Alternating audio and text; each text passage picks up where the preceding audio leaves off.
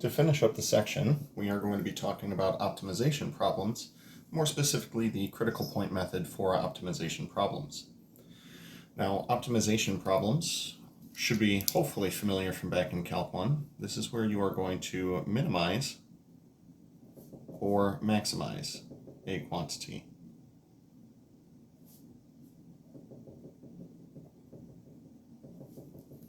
Generally speaking, when we say to optimize something, we are trying to make it as good as possible. Sorry, I had to shift camera a little bit. It's a little shaky today. So to optimize something is to minimize or maximize a quantity. Now, what we are going to do is model the quantity to be optimized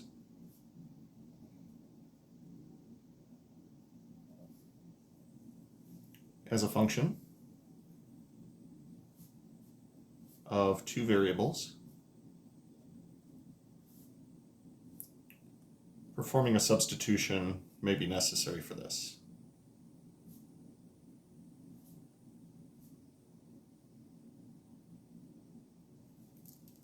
So the reason I point out substitution may be necessary is because in the three-dimensional world, it's very common for us to have three variables in things. However, if we were to perform a substitution, we can turn a function of three variables into a function of two variables, relatively straightforward. Then we'll find any critical points.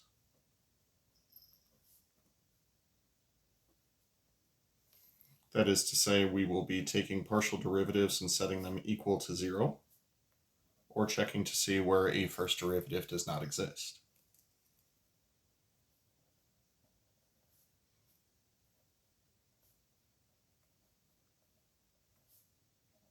We'll use that to solve for our critical points. And generally speaking, we are going to look for the largest possible value and the smallest possible value of those critical points, therefore allowing us to either minimize or maximize a quantity.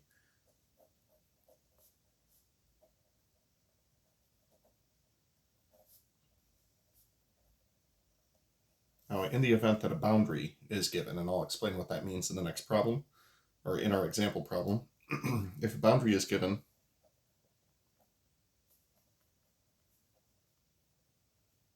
check the boundary for potential maxima and minima as well.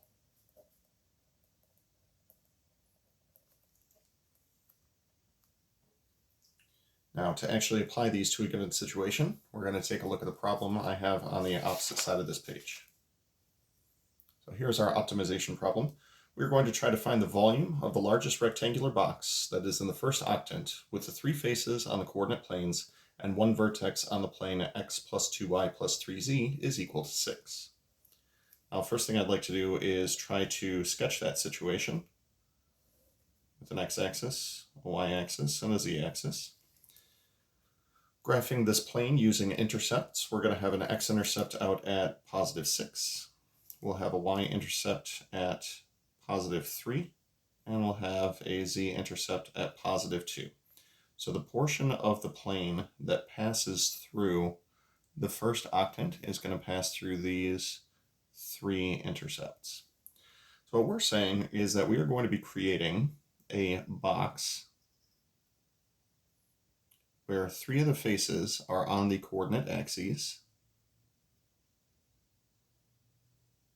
and then one point right out here is actually on the plane itself.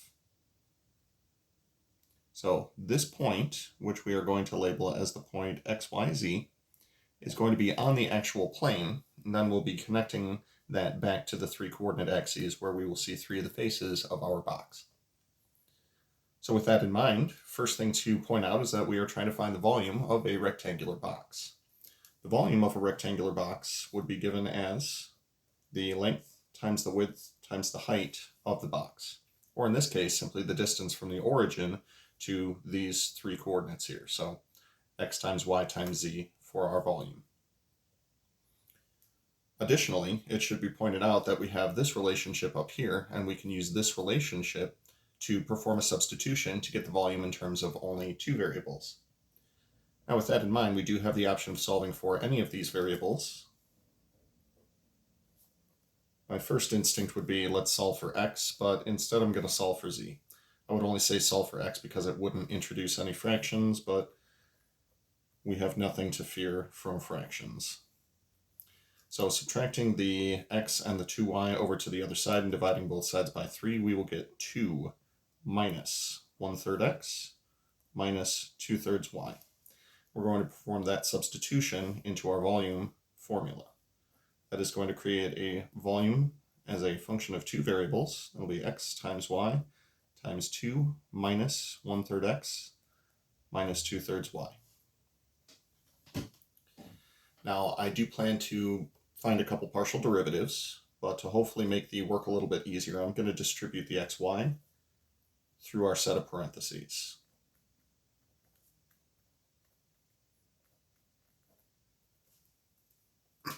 So distributing the xy, we will get 2xy minus 1/3 x squared y minus 2/3 xy squared. Now we're ready for some partial derivatives. So we'll start with the partial derivative of v with respect to x. That'll be equal to 2xy would become 2y minus 1/3 x squared y. The x squared would become 2x, giving us 2/3 xy. And then, let's see, that's just x times a bunch of constants, so that'll just give us the constants. So 2/3 y squared. We're going to be setting that equal to 0. Additionally, let's go for partial derivative of v with respect to y.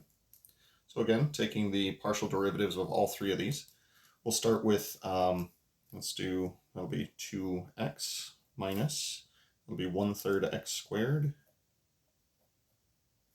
and then 4/3 xy. All right, good stuff. Now, I mentioned on the flip side of this that we should check for boundaries as well. And the boundaries in this case would be the 3 coordinate planes. So quite literally the edges of the plane that we see within the coordinate planes. That would serve as our boundaries. Now, in the event, excuse me, wow. In the event that we do select a point that is on the boundary of one of these, within one of the coordinate planes means that either x, y, or z is going to be equal to 0. Now, I guarantee you that that will be a critical point for the model because we would be minimizing the volume. But as a reminder, we are looking for the largest rectangular box. So we'll say, note, if x equals 0, y equals 0, or z equals 0, volume is minimized, not maximized. As such, we can disregard any cases where x, y, or z would be equal to 0. Now, the reason that that is super convenient for us in this case is because each of these has a greatest common factor that can be pulled out and then set equal to 0. So for the partial of v with respect to x, we could factor out we'll just call it a common factor of, let's do 2/3 y. If I factor out a 2/3 y, 2y would become 3. 2/3 xy would become x, and 2/3 y squared would simply become y. That'll be equal to 0. Now this lets me know that this part doesn't really have an impact on us, so the other part would have to be 0. So 3 minus x minus y is equal to 0, or more succinctly, x plus y will have to be equal to 3. If I perform a similar trick on the second equation here, this time I'm going to pull out a common factor of 1/3 x.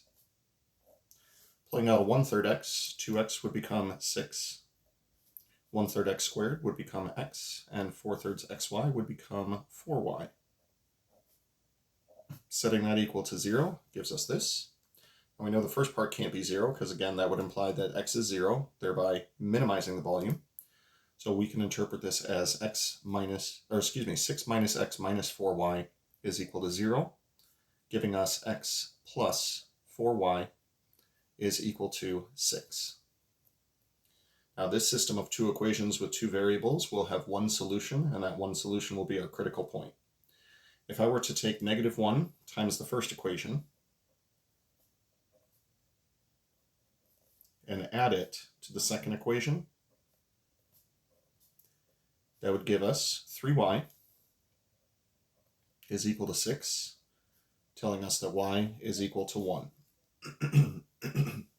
You can take the result of y equals 1, plug it into either of these two equations to solve for x. We'll say x plus 1 is equal to 3, which leads us to x is equal to 2. And then we can take this value for x and this value for y and plug it back into our substitution for z to get a value for z. So z is equal to 2 minus 1/3 of x minus 2/3 of y. So that'll be 2 minus 2/3 minus 2/3, which is equal to 2/3.